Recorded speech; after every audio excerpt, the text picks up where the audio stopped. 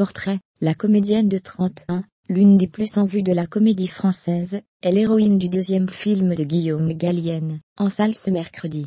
Elle fait partie des 36 révélations, pouvant prétendre au César du meilleur espoir 2018. Un haut front, des yeux largement fendus, un nez court, une bouche très bien dessinée, l'ovale parfait du visage, tout en elle fait penser à ces beautés silencieuses de la peinture classique.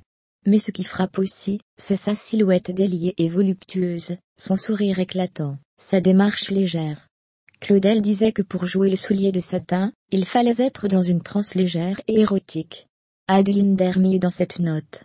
Enfant, adolescente, j'étais très loin du monde du théâtre. Ma passion première a été la danse. Adeline Dermy. Elle a été engagée au Français, il y a déjà 7 ans, et a été nommée sociétaire le 1er janvier 2016.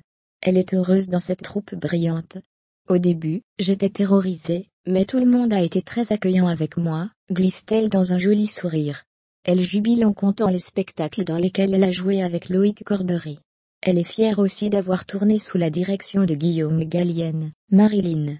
Un film de notre temps, d'après une histoire vraie, celle d'une jeune femme issue d'un milieu rural, et qui vient à Paris pour devenir comédienne. Mais cela ne se passe pas bien.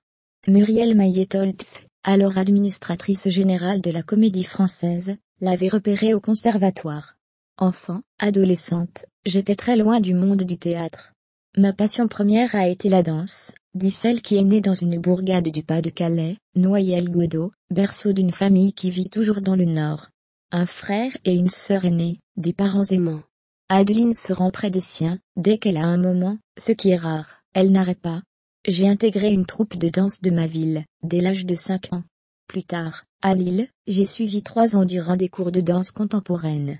Techniquement, j'étais un peu en retard, mais je m'exprimais. C'est pourquoi mes professeurs m'ont conseillé le théâtre.